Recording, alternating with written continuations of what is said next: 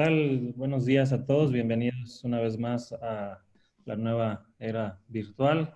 Hoy es un día especial. Hoy tenemos una plática que es una master lecture entre alumno y maestro, y es un gusto poder tener al doctor Javier Escanet apoyando SOCIME, la Sociedad de Cardiología Intervencionista de México. El doctor ha sido también maestro de muchas otras generaciones. Doctor Escanet, le agradezco porque buscando hemos encontrado que probablemente usted sea maestro de una proporción importante de los cardiologías intervencionistas de México, y desde ese punto de vista, bienvenido a casa y dejo que siga esta excelente charla, que seguramente así será, entre maestro y alumno. Bienvenido. Mauro.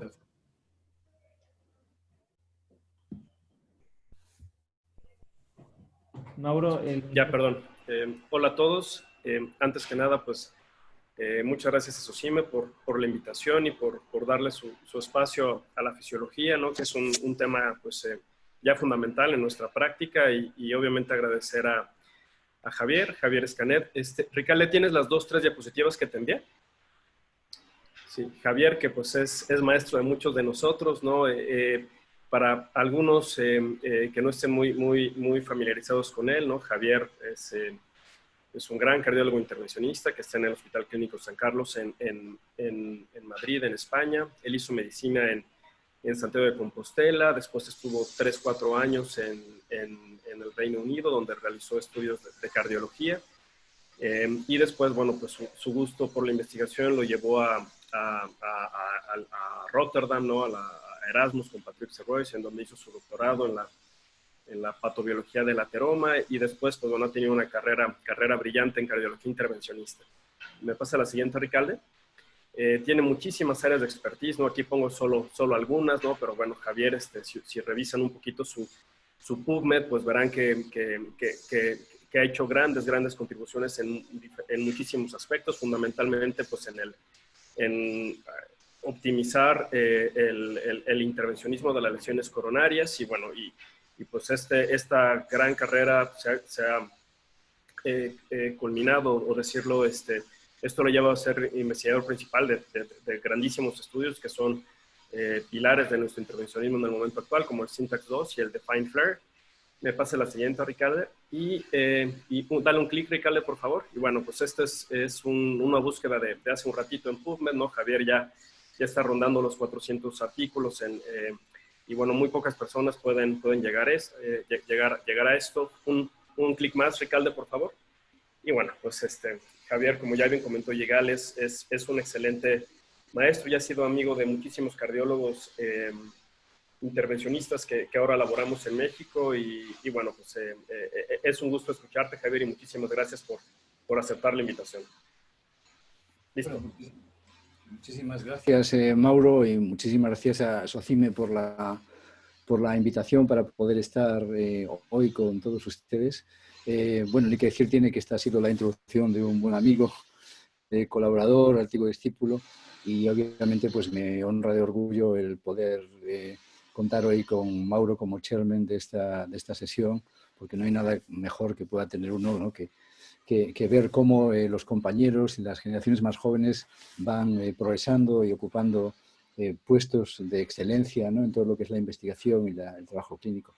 En realidad, el agradecido a todos ustedes, a todas las personas que han pasado por Madrid, debo ser yo, porque gracias a mi relación con todos mis discípulos y con todas las personas y amigos que tengo en México, vine a conocer México, que es un país que amo profundamente, y por lo tanto con quien tengo allí unos vínculos muy grandes. Por tanto, es siempre un placer y me hacen ustedes sentir como si estuviera en casa cuando me invitan a un evento como este.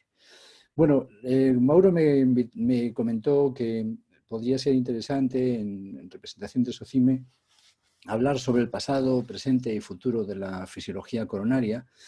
Y desde ese punto de vista, pues lo que yo he hecho es preparar un poco una trayectoria, más que nada como un guión para que luego podamos tener una discusión sobre estos temas, ¿no? Estos serían un poco la idea.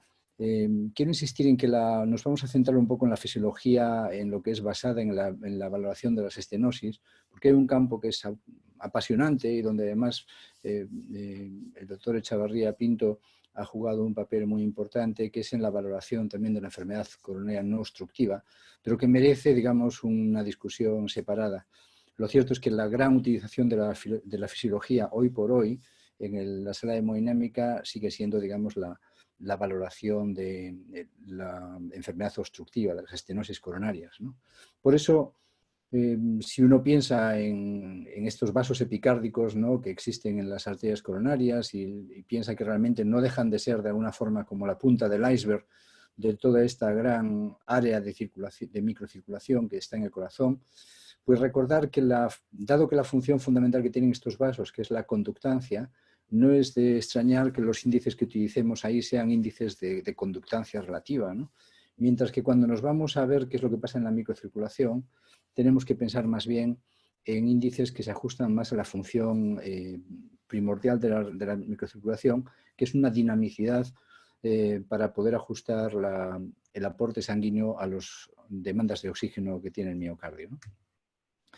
Entonces, ¿cómo se llegó a esta idea de tener índices de conductancia en los vasos epicárdicos?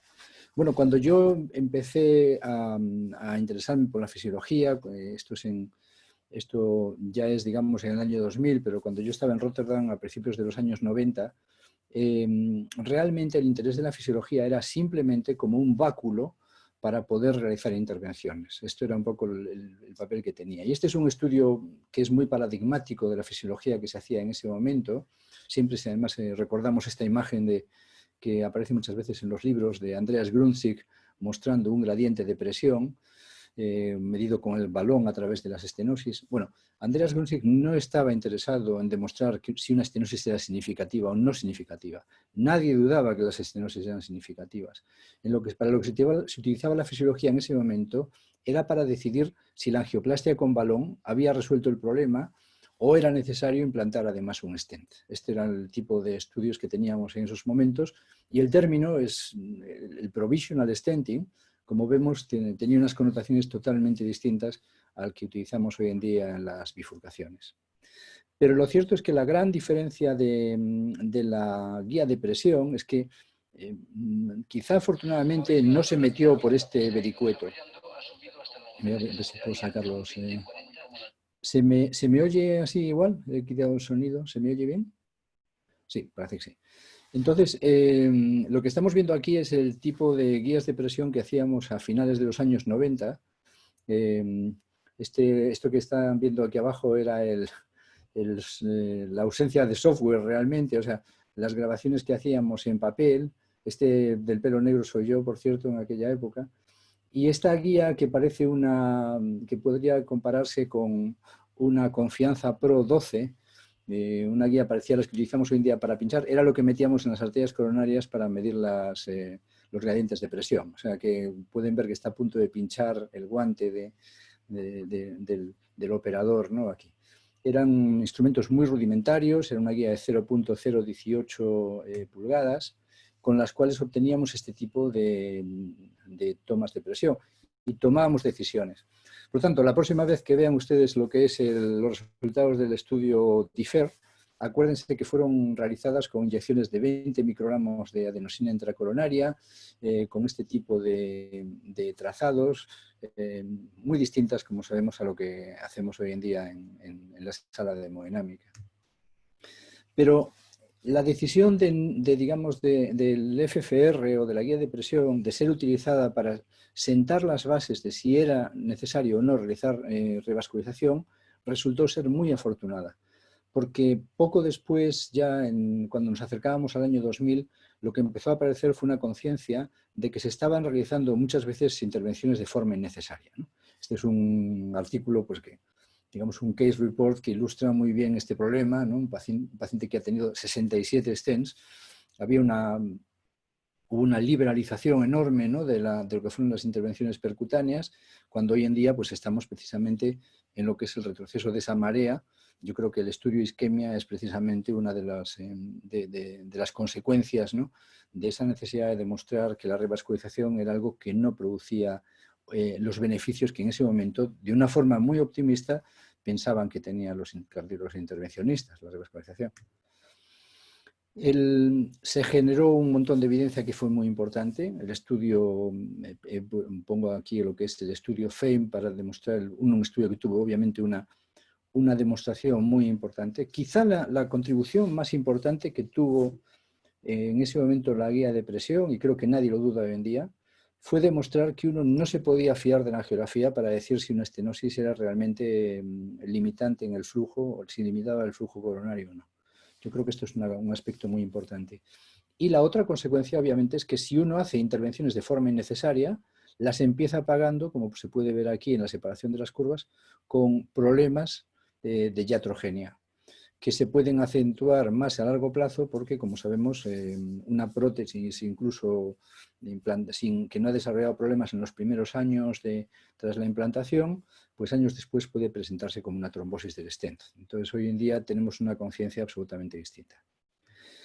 Bueno, como digo, se generó mucha evidencia científica. Se demostró que la estrategia de utilizar la fisiología comparada con la angiografía resultaba en mejores resultados de la revascularización. Se vio también con otros estudios que si uno utilizaba fisiología, la estrategia que tenía inicialmente, fuera revascularización percutánea, cirugía o tratamiento médico, cambiaba en aproximadamente un tercio de los pacientes. Pero a pesar de toda esta evidencia, a pesar de tener una recomendación con el más alto grado de recomendación y evidencia en las guías de práctica clínica, la adopción seguía siendo relativamente baja, muy baja, vamos, diríamos, ¿no? En lo que era, estamos hablando de esto alrededor de 2009, 2010, cuando ya teníamos toda esta información. Y de ahí vino pues un poco el interés que tuvimos en empezar a trabajar esto. Esto es una foto de 2010 de uno de mis primeros viajes a Londres para encontrarme con Justin Davis. Yo había conocido a Justin porque teníamos mucho interés en la diástole, en la fisiología de la diástole. Él había trabajado mucho con una técnica que nos interesaba, que se llamaba y se llama análisis de intensidad de ondas, y este es el momento donde comenzó esta relación entusiasta. Aquí está pues, uno de los becarios que tenía en ese momento, Rafael Milá, que es un excelente cardiólogo uruguayo, trabajando en Montevideo, y donde empezamos a trabajar juntos y desarrollamos este índice que fue el IFR, el cociente de presiones en el intervalo libre de ondas, podríamos llamarlo traducido al castellano, ¿no? Bueno, en 2012, en 2011 se presentaron los resultados del estudio ADVICE, en 2012 se publicaron y como intento mostrar en esta diapositiva, la recepción no fue, digamos, fácil, ¿no? Por ponerlo de alguna forma. Estos son los títulos de algunos de las cartas al editor que se recibieron después de nuestro artículo. Y efectivamente nos sentíamos un poco como en este cartoon, como en este cómic, ¿no? Justin y yo como diciendo, bueno, ese es donde comentan estos exploradores que dicen, eso es el motivo por el que yo nunca me gusta ir delante, ¿no? Nos había tocado ir delante y fue una situación muy interesante porque al mismo tiempo generó obviamente mucha excitación científica y tuvimos la suerte de que se sumaron un grupo de compañeros en todo el mundo, donde empezaron a hacer por su cuenta estudios de verificación. Al principio estudios que lo que buscaban era simplemente los más sencillos, compararse con el FFR, comparar un poco peras con manzanas, pero bueno, no dejaba de ser un estudio sencillo, etcétera, etcétera. Luego vinieron estudios más serios, donde ya comparaban el FFR y el IFR y el IFR frente a un estándar, que podía ser, por ejemplo, el PET o la gamografía miocárdica. Y luego ya, por último, los estudios que lo que vieron es cuál era el resultado clínico de la toma de decisiones basada en una cosa o en un índice o en otro. Es decir, donde el paciente era realmente el auténtico patrón de referencia, ¿no?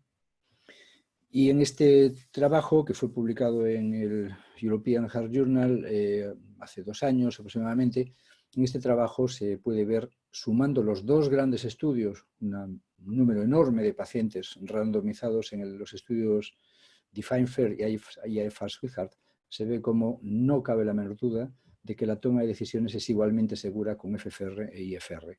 Y estos 2 estudios obviamente fueron muy importantes en hacer que el IFR, en un tiempo relativamente récord, tuviera el mismo grado de recomendación que el FFR en las guías de práctica clínica. Este es un aspecto muy interesante. Estos son solo los pacientes en los que diferimos la revascularización basada en la guía de presión. Y esto es muy importante porque yo creo que todos en la sala de hemodinámica sentimos una especial responsabilidad cuando le decimos a un paciente o al médico que nos lo ha mandado que no hemos tratado un estrechamiento coronario, una estenosis, porque hemos visto que el valor de IFR es normal o no isquémico, o el valor de FFR es no isquémico, ¿no? Siempre nos quedamos un poco con la sensación de que si surge algún problema podemos estar en una situación de inseguridad.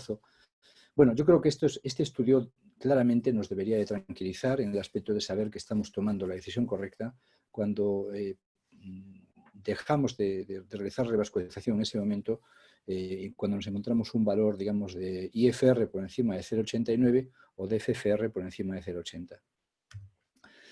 En este estudio aprendimos además que las cosas habían mejorado muchísimo desde el estudio DIFER. O sea que cuando se habla del estudio DIFER como el estudio que apoya el hecho de poder diferir la revascularización en base al FFR, pues fíjense ustedes la diferencia que hubo en nuestro estudio en términos de eventos en el grupo tratado y en el grupo diferido. O sea, lo cual habla de que han cambiado mucho las cosas también con respecto a la forma en la que hacemos intervenciones y la seguridad que tienen las mismas. Bueno, la otra consecuencia, aparte de llegar a las guías de práctica clínica, el IFR, la otra consecuencia fue que de repente se desencadenó una oleada enorme de interés respecto a lo que eran los índices no hiperémicos, ¿no? Y los motivos eran, pues claro, que no inferior al FFR, el IFR demostró esto, que era mucho más rápido que el FFR, que no causaba todo el disconfort y los síntomas relacionados con la administración de adenosina, que un aspecto muy interesante, que se realiza aproximadamente un 5% menos de intervenciones cuando utilizamos el IFR para toma de decisiones, independientemente que a largo plazo, como hemos visto, no hay diferencia en los eventos, que es mucho más costo efectivo, se ha calculado que es alrededor de $1.000 cuando se toma en consideración todos los costes relacionados con el exceso de tratamientos, etcétera. Que hay mucha menos interacción entre estenosis en serie. Esto es porque el flujo es un índice en reposo y por lo tanto no se ve afectado por todas las turbulencias que genera un flujo turbulento. Podemos hablar más de esto luego. Y además que tiene la posibilidad de corregistrarse con la angiografía, como veremos más tarde. Una consecuencia también interesante, se le achacaba al IFR que era un índice, digamos, con trademark, pero lo cierto es que muchas de las personas que acusaban al IFR de esto desarrollaron índices a los que inmediatamente también se les ha aplicado un trademark. O sea que realmente hoy prácticamente todas las compañías que manufacturan guías de presión tienen su propio índice no hiperémico. Aquí tenemos una lista de estos índices, viendo que la mayor parte de los índices nuevos son diastólicos, igual que el IFR, aunque hay algún índice que tiene unas características de utilizar todo el ciclo. Por ejemplo, el RFR lo que hace es ver una variación instantánea del cociente de presiones entre la presión aórtica y la presión distal y escoge el punto donde ese cociente es más bajo. O el PDPA, que es las presiones medias aórtica y distal obtenidas en reposo, que se venía utilizando ya desde hace tiempo. Bueno, ¿cómo ha influido esto en nuestro presente? Ya ven que he colocado, digamos, un poco los índices de no hiperémicos como ya historia, como algo que ya, digamos, yo creo que ya no tiene vuelta atrás, o sea que es una cosa que ha venido para quedarse y desde luego mi recomendación es que si alguno de ustedes escribe un artículo a una revista científica, hay una frase que ya no tiene sentido, que es decir, el FFR es el gold estándar para la detección de isquemias. Esto es una cosa que ya hoy en día, el FFR es un índice extremadamente útil, pero ya, digamos, está de alguna forma como disuelto en este mar de índices que tenemos que tienen distintas funciones. Bueno, pues el presente se ha visto muy modificado por estas facetas tan específicas de los índices no hiperémicos. Cuando hicimos el estudio de IFER, que les enseñaba al principio, la utilidad de la guía de presión era simplemente sentar la indicación de que había que hacer revascularización o que se podía diferir al paciente. Simplemente esto.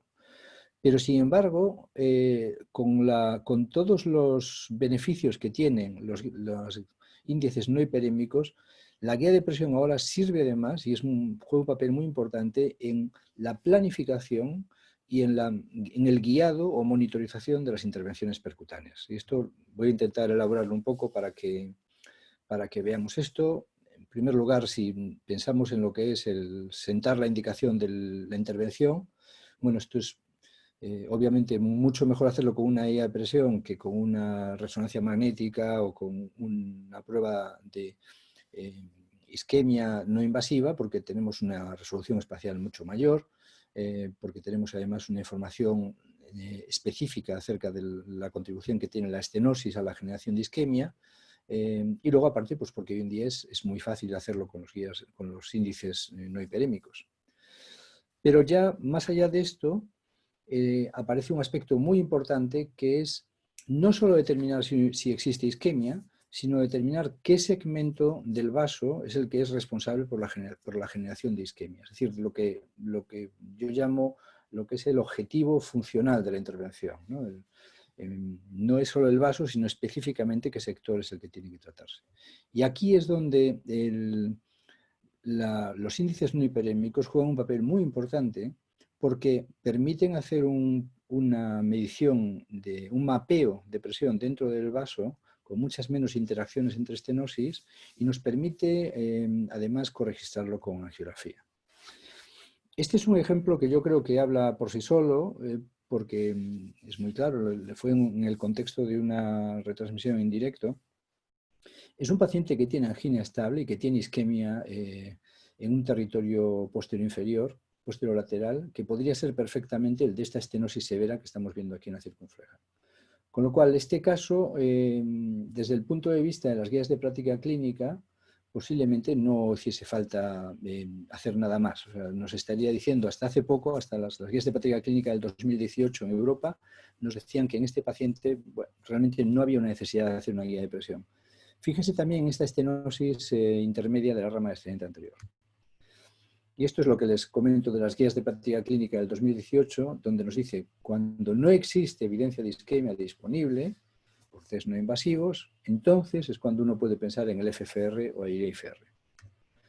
Bueno, cierto es que en este caso nosotros decidimos precisamente mostrar la forma en la que se hace fisiología de forma contemporánea, con todo lo que es Y lo primero que hicimos fue cruzar esta estenosis en la rama obtusa marginal y, como se puede ver, pues, tal y como sospechábamos, de forma congruente con la prueba no invasiva, pues nos habla de que hay una estenosis significativa. Bueno, lo que estamos viendo a la izquierda es la retirada gradual de la guía de presión, que también se puede ver en la derecha, y vemos esta línea azul que nos muestra el valor del IFR. Y vamos a ver cómo de repente cambia de forma brusca, lo acaban de ver aquí, lo cual también refleja de alguna forma esa localización tan focal, ¿no?, que veíamos en la angiografía de una estenosis aparentemente muy focal, muy bien centrada en el vaso. Bueno, hasta aquí parece que todo es perfectamente normal. Estamos viendo el valor de esto. Esto que viene a continuación es el corregistro con angiografía. Es algo que tiene una trascendencia enorme, porque lo que nos hace es, nos muestra inmediatamente, transforma la fisiología en una técnica de imagen. Esto es un poco la forma de decirlo comunicativa. Cada puntito amarillo que estamos viendo aquí es un 0,01 unidades de FFR. O sea, 10 unidades de estas equivalen a un salto de 0,1. Y lo que pueden ver aquí es que, y además obviamente las localiza en aquel segmento del vaso donde está localizada la estenosis funcionalmente significativa. Bueno, cuando esto se vio en el caso en directo, pues muchos de los presentes se echaron las manos a la cabeza porque, como se puede ver, es una localización absolutamente distinta al sitio donde estaba la estenosis que estábamos viendo. Pero bueno, como nosotros ya conocíamos esto, hicimos algunas mediciones, en fin, comprobamos qué era lo que estaba pasando en este sitio, nos dimos cuenta de que era un segmento muy angulado y decidimos tratar, ¿no?, este segmento porque nos pareció que había una evidencia objetiva de que el problema efectivamente estaba allí. Por lo cual implantamos el stent, este es el resultado. Como ven, la estenosis del principio continúa allí y repetimos las mediciones de fisiología, que como veremos es una parte también muy importante. Y al repetir las estenosis, el análisis, lo que vemos es que efectivamente, tal y como habíamos visto al principio, una vez resuelta la estenosis que estaba localizada en este segmento proximal de la circunfleja, esta estenosis distal no tenía ninguna relevancia hemodinámica.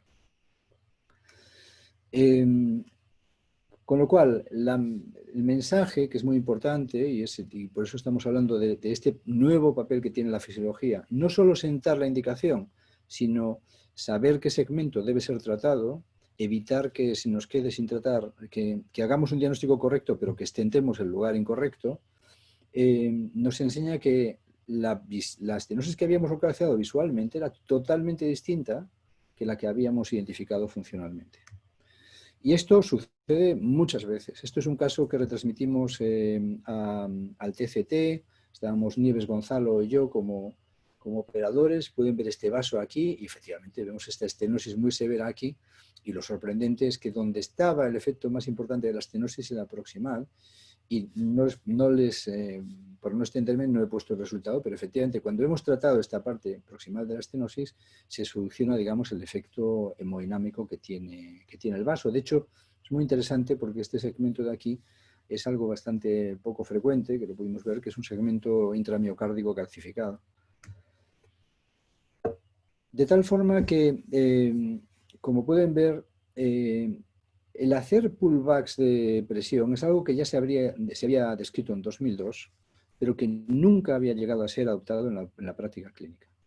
Y el motivo es variopinto, pero uno de los motivos es que para hacer esto hacía falta hacer una infusión constante de adenosina y la mayor parte de los cardiólogos nunca utilizaban la adenosina de esa forma, sino que lo utilizaban en bolos intracoronarios.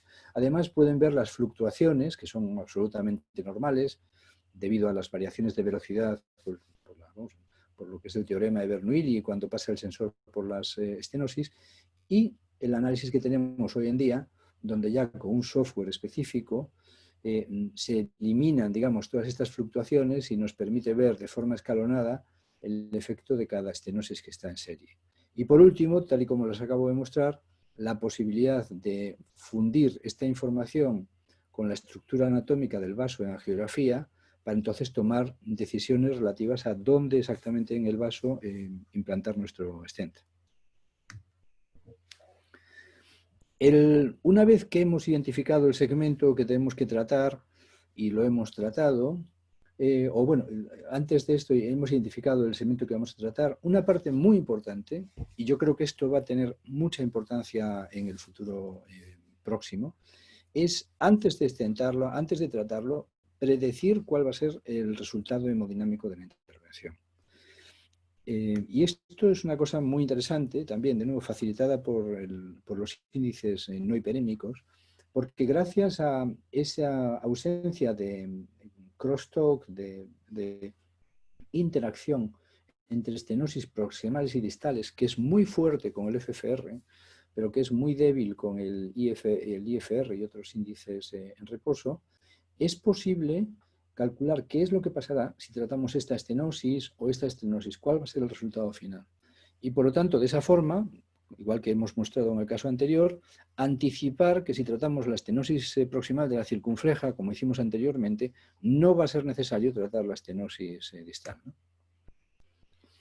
Y por último, hay una parte que es muy importante también, que es una vez que hemos tenido un buen resultado de la intervención, que hemos completado la intervención, certificar que el resultado funcional de la intervención, no solo el angiográfico, es bueno. Esto es muy importante y realmente no nos damos muchas veces cuenta de lo importante que es. Esta es una estenosis Medina 111 en el tronco, como pueden ver. Aquí estoy con mi compañera Nieves realizando la intervención. Este es el resultado. El resultado, como pueden ver, ha sido un resultado bueno. Pero antes de acabar, lo que hicimos fue comprobar cuál era el resultado funcional de la intervención. Y lo que nos sorprendió es que había una estenosis que realmente se nos había prácticamente escapado, porque no la habíamos visto bien, en la mitad de la rama descendente anterior, que era significativa. Era muy significativa, como pueden ver aquí. Con lo cual, pues de una forma, digamos, bastante natural y entendible, toda nuestra atención se había centrado en tratar lo que era el tronco, pero nos estábamos olvidando de que había algo que podía generar isquemia. Con lo cual lo hemos tratado a continuación, antes de irnos, no hemos dejado esto sin tratar, y cuando hemos comprobado de nuevo con el pullback que está realizando aquí en Nieves, cuando hemos comprobado el resultado de esta intervención, pues ya tenemos un resultado funcional totalmente distinto.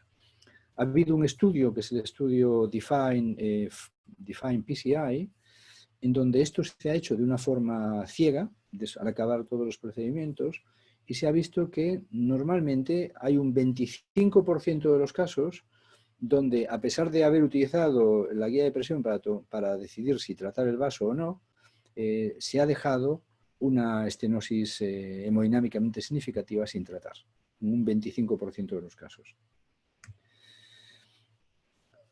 En la actualidad ya es posible realizar gran parte de estas operaciones con otro tipo de fisiología, que es una fisiología basada en la computación. Es una fisiología basada en lo que es unir una reconstrucción de los vasos basada en el TAC multicorte coronario, o bien en la angiografía, en este caso es el TAC multicorte coronario, aplicarle dinámica computacional de fluidos y estimar entonces cuál es el efecto hemodinámico que tienen las distintas estenosis que hay en el vaso. Esto es una técnica realmente muy interesante. Desde el punto de vista del TAC, la tecnología HeartFlow, que es la que está disponible comercialmente, tiene el problema de que precisa un supercomputador, con lo cual el modelo de negocio consiste en que hay que mandar el TAC multicorte para analizarlo en Stanford y devuelven los resultados al cabo de unas 8 horas, pero que bueno, que tiene potencialmente la ventaja de que podemos efectivamente también predecir cuál va a ser el resultado de una intervención, y esto es lo que se llama el Virtual Stenting, que es el programa que utiliza HeartFlow para este tipo de acciones. Un aspecto también que tiene este tipo de fisiología, basada en las imágenes, es que, y esto es, digamos, en el estudio Syntax 2, un subestudio que hicimos utilizando TAC multicorte, es que efectivamente podemos, en los pacientes de enfermedad de 3 vasos, realizar un syntax score funcional. Es decir, un syntax score, en este caso, que comienza siendo de 32 puntos, como pueden ver aquí, pero que cuando se realiza, se calcula únicamente en base a las estenosis que son funcionalmente significativas, y acuérdense que en el estudio syntax, 1/3 de las estenosis no fueron significativas, de promedio. Cuando se realiza de nuevo ese score, con lo que se llama el score syntax funcional, nos encontramos que efectivamente la dificultad técnica de la intervención, restringida a esas estenosis significativas, es mucho menor, nos da un syntax score mucho más bajo.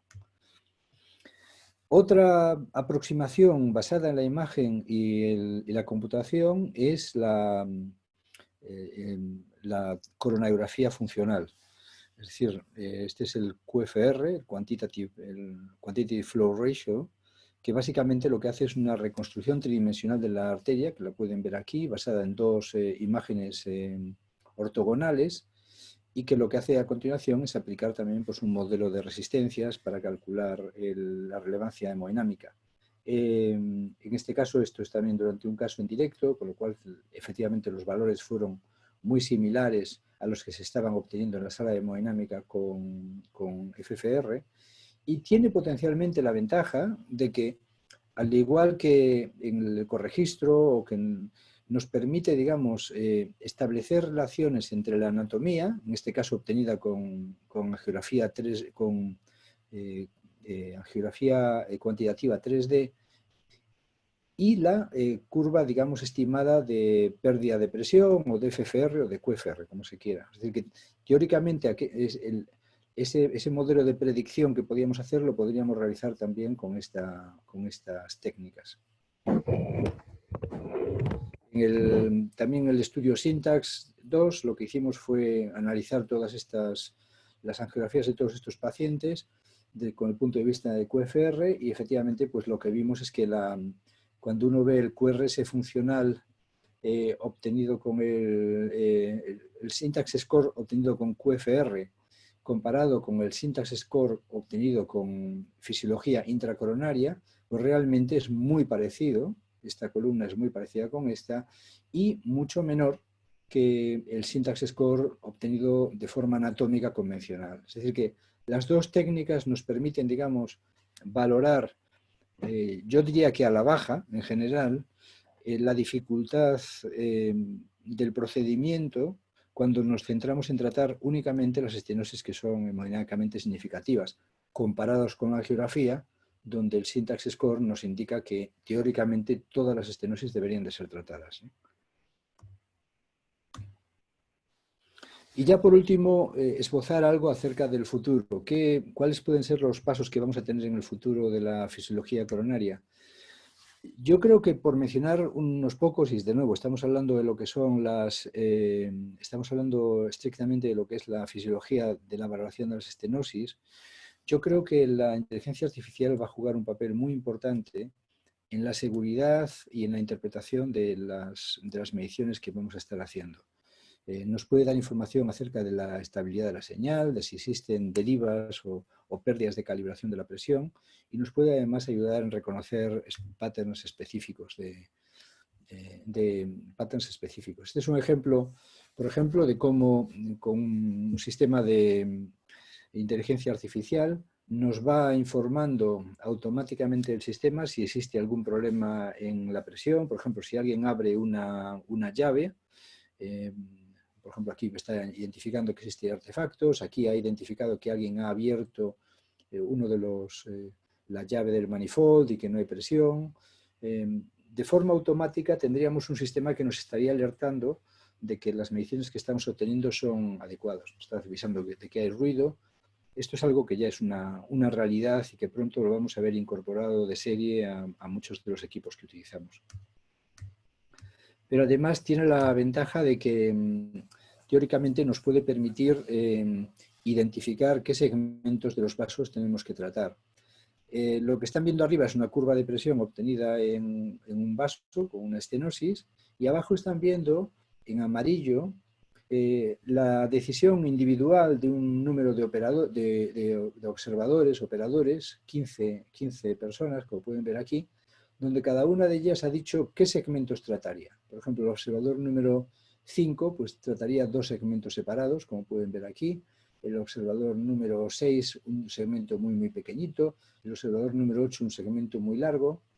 Y en base a este consenso de operadores, el sistema de inteligencia artificial ha ido aprendiendo, digamos, un poco cuál es la forma correcta de tratar estos distintos patrones. Este es el consenso de los operadores y esta es la decisión del algoritmo de inteligencia artificial.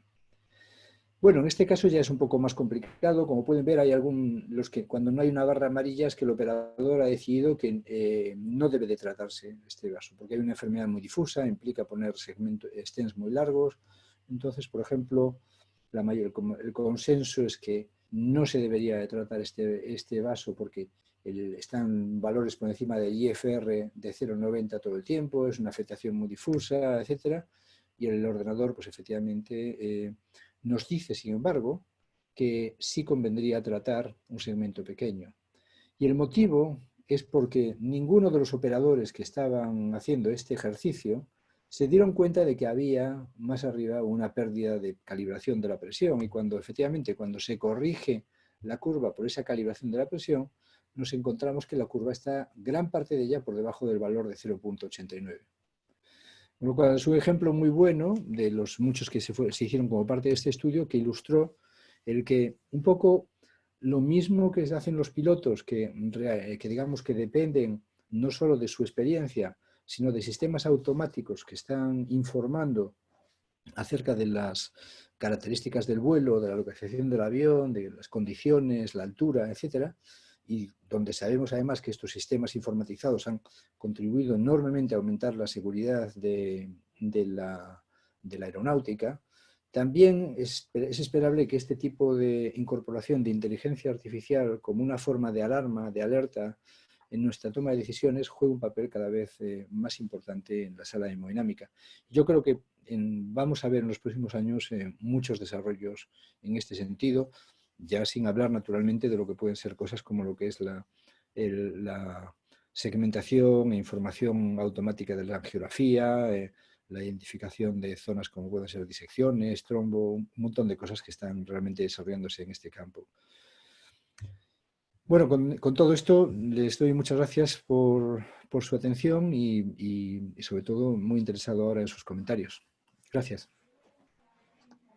Bueno, hombre, muchísimas gracias, Javier. Una excelente plática, ¿no? Y es impresionante ver cómo ha cambiado el mundo de la fisiología tan rápido, ¿no? Yo empecé intervencionismo en el 2011, 2012 y me tocaron el inicio del IFR y en menos de una década pues ya está en las guías de práctica clínica, ¿no? Hay varias preguntas de los participantes, ¿no? Vamos, muchísima gente también te saluda, te felicita, Mauricio López Meneses, Marco Alcocer Gamba, ¿no? Muchísimos exalumnos tuyos te mandan muchas felicitaciones. Y empiezo con algunas preguntas que hay en el panel. El doctor Jesús Leiva Ponce pregunta más o menos en qué porcentaje de tus angiografías diagnósticas utilizas la guía de presión y quizás nos platiques un poco en el clínico cómo hacen el assessment de la isquemia ahora, ¿no? En tiempos post-isquemia. Sí, bueno, ante todo un saludo a todos los amigos que has nombrado y a muchos más que veo que están con nosotros ahora.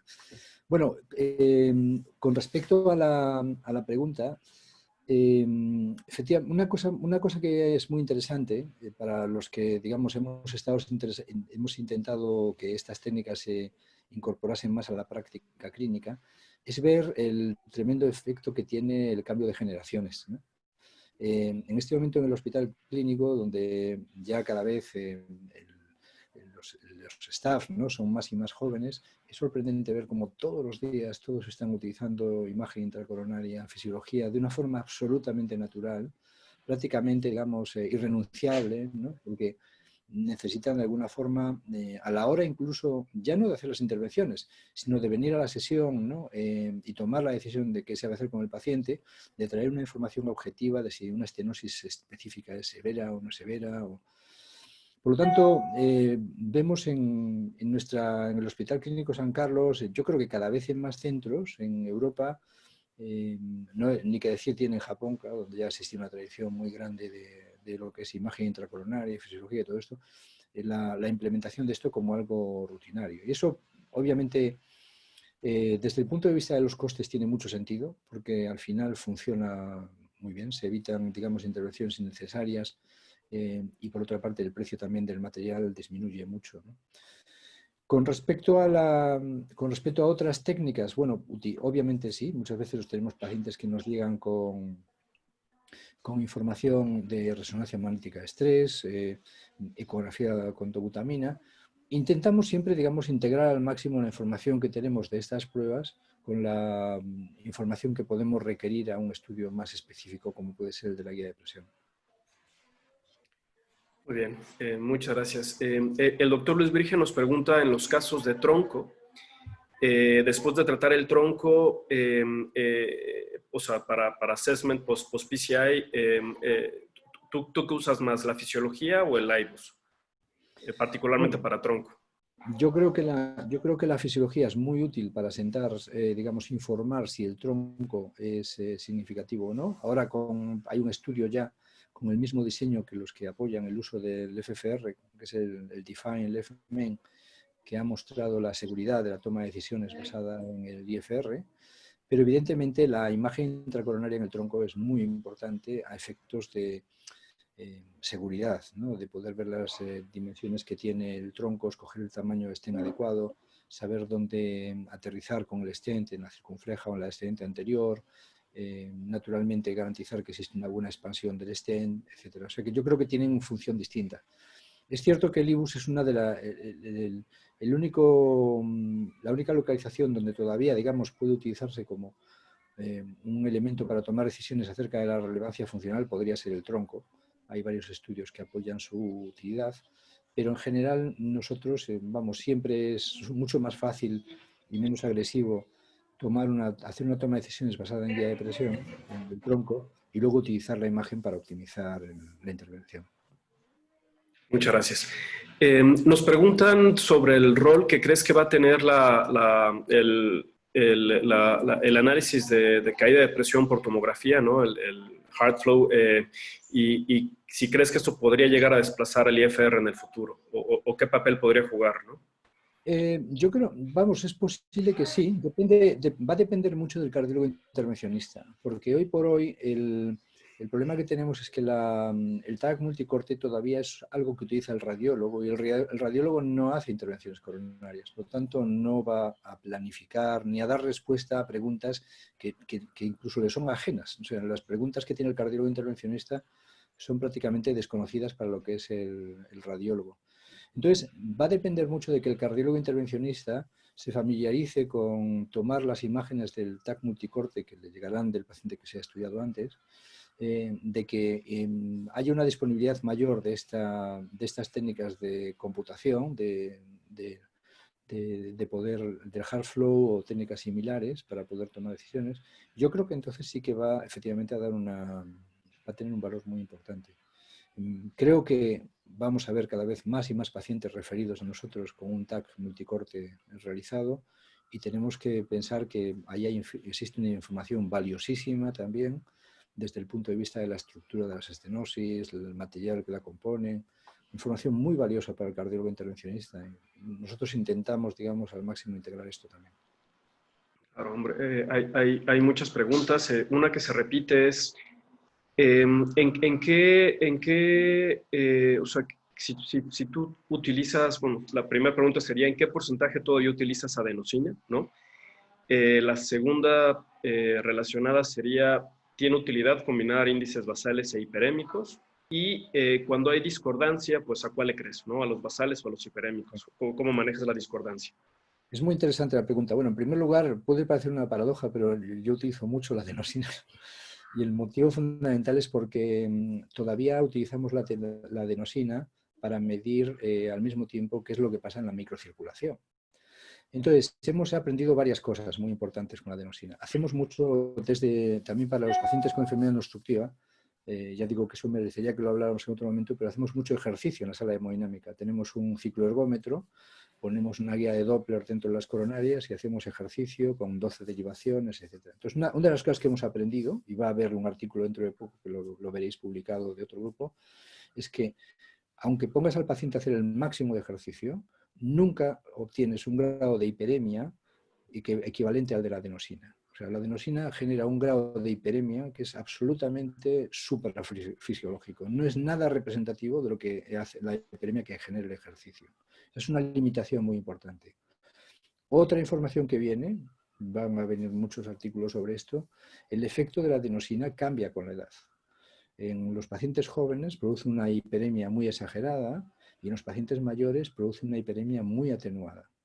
Entonces, quiero decir que es un agente que tenemos a nuestra disposición, que es útil, pero que es un agente que realmente no reproduce para nada la fisiología que nos interesa. Entonces, no digo que no haya que utilizarlo, pero tendremos que ir aprendiendo más y más cómo interpretar los resultados de esa vasodilatación causada por la adenosina. Esa sería una respuesta larga, pero bueno, que a lo mejor encontráis interés. Muy bien. Hay algunos comentarios de enfermedad en tándem y multivaso, y un poco va la pregunta sería, ¿en qué casos utilizas tú más la guía de presión, sino en lesiones sencillas o en escenarios cada vez más complejos, ¿no? Es un poco el resumen de varias preguntas que observo aquí en el chat.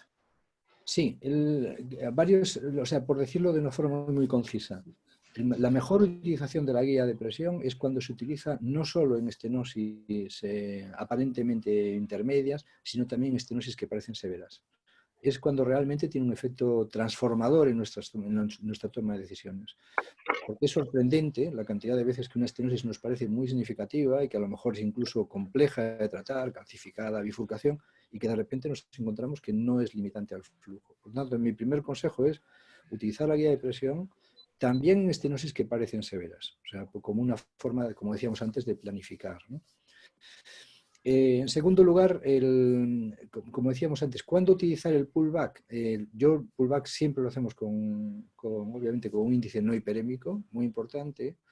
Solo hay que tener cuidado en caso de que haya una estenosis distal tan severa que pueda estar limitando el flujo basal.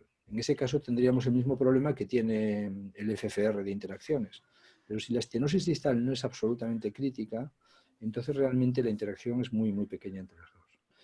Y luego, por último, también uniendo las dos preguntas, y la anterior, claro que hay necesidad digamos, de pruebas hiperémicas. Por ejemplo, si el paciente está en taquicardia, está con fibrilación auricular, en ese caso yo no me fiaría de las mediciones de un índice no hiperémico, ¿no? De la misma forma, si el paciente, por ejemplo, tengo sospechas de que puede haber algo que esté influyendo con la hiperemia, por ejemplo, que se haya tomado un café, en ese caso también me fiaría mucho más de lo que es un índice no hiperémico.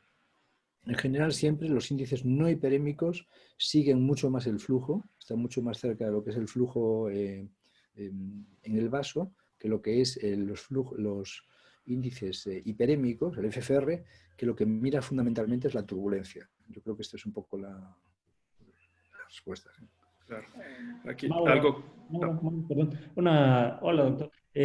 David Humberto Camacho Cacciola, que tiene particular afinidad por el tema, quiere hacer una pregunta directo.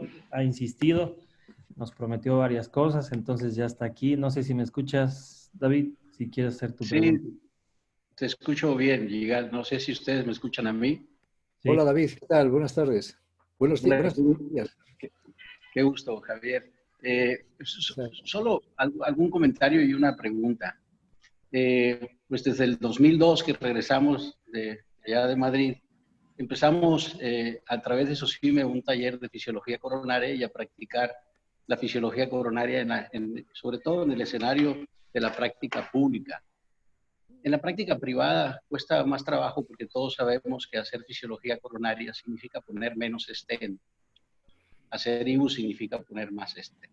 Ahora con estas nuevas maneras de medir la repercusión hemodinámica de las estenosis, como bien nos dices en la charla, utilizar el QFR, que es muy comparable con hacer IFR o FFR. ¿Cuál de estas tres técnicas crees que puede tener un poquito más de penetración en México en el aspecto privado, en la práctica privada? En la práctica pública no es gran problema porque todos sabemos que haciendo fisiología coronaria nos vamos a ahorrar dinero y vamos a tratar mucho mejor a los pacientes. El problema es la penetración de este tipo de técnicas en el medio privado. ¿Cuál de estas tres técnicas crees que pudiéramos apostarle en el medio privado? Yo creo que lo más importante, creo que evidentemente es mejor en disponer siempre de una técnica invasiva, porque nos va a dar información en el momento en el que estamos en la sala de hemodinámica, porque están muy bien, por el momento están también mucho más apoyadas por la evidencia. O sea, todavía el QFR no tenemos estudios basados en la evidencia, por ejemplo, por lo tanto es una técnica que ya se está consolidando. Tampoco tenemos estudios basados en la evidencia para el hard flow. Por el momento son técnicas que están desarrollándose, pero que están ahí, que podemos, digamos, un poco predecir que van a funcionar. Pero yo creo que lo más importante del problema que tú comentas es comenzar un diálogo con los gestores de la medicina privada para que entiendan que, bueno, que realmente ellos están fundamentalmente al servicio del paciente. O sea, que el paciente no es, digamos, alguien que viene generosamente a facilitar que se hagan más intervenciones para que se mantenga la marcha de la medicina privada, sino que necesitan, digamos, tener un poco el mismo tipo de tratamiento, ¿no? Y yo creo que eso es una cosa que es compleja. Pasa en muchos sitios, naturalmente.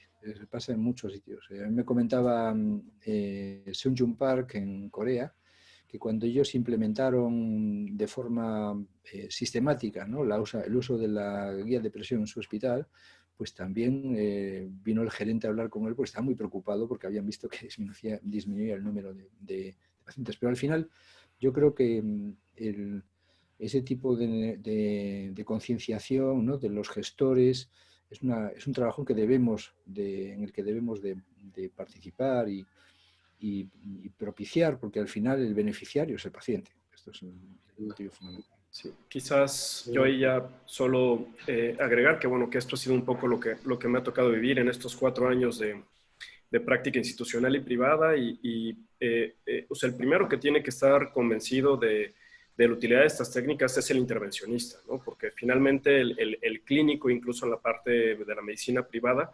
te tiene la confianza de que tú seas quien tome las decisiones dentro de la sala de hemodinamia, y si tú estás convencido de lo que estás haciendo y de tanto la utilidad del stent o el diferir o el no tratar, ¿no? Basado en la fisiología, pues él te respetará prácticamente siempre, ¿no? Y aquí hay muchas preguntas del costo de la fisiología en México. La realidad es que pues esto ya está muy claro y uno lo vive en el día a día, ¿no? Como si nosotros tratáramos todo por angiografía, pues pondríamos 3, 4 stents, ¿no? Intentando ayudar a los pacientes, cuando en realidad el paciente requiere uno o no requiere nada, ¿no? Y esto termina ahorrando mucho dinero, ¿no? Hay que empujar, ¿no? Hablar vamos, todas las aseguradoras cubren la guía de presión y el costo de la guía de presión para lo que representa un cateterismo privado en México realmente es poco. Y en la sala de hemodinamia es indispensable, ¿no? Yo ya no me siento contento, no me siento cómodo si no la tengo a la mano y esto pues poco a poco creo que los clínicos con quienes yo trabajo pues se sienten también satisfechos porque ven que los pacientes que tenían lesiones del 70% que diferimos basados en guía de presión pues van bien, ¿no? Se sienten bien, ¿no? Esto es un trabajo, pero que empieza mucho con nosotros, ¿no? Los intervencionistas. De acuerdo, sí. Para respetar los tiempos, ya prácticamente son las 11 de la mañana y bueno, pues no queda más que, obviamente, pues agradecerte mucho, Javier, una excelente plática y una muy bonita discusión y bueno, pues ojalá te tengamos pues en más reuniones para muchos otros temas, ¿no? De los que también eres experto y pues darte nuevamente las gracias y las gracias a todos los participantes. Pues muchas gracias por todo este calor que llega desde México, todo este afecto y, como digo, ha sido un placer y espero que tengamos ocasión de vernos presencialmente en cuanto haya pasado todo esto también, que estamos todos atravesando y, bueno, desearos que tengáis un buen día y que estéis todos bien y seguros en estos tiempos complejos. Un saludo. Un abrazo, Javier. Muchas gracias.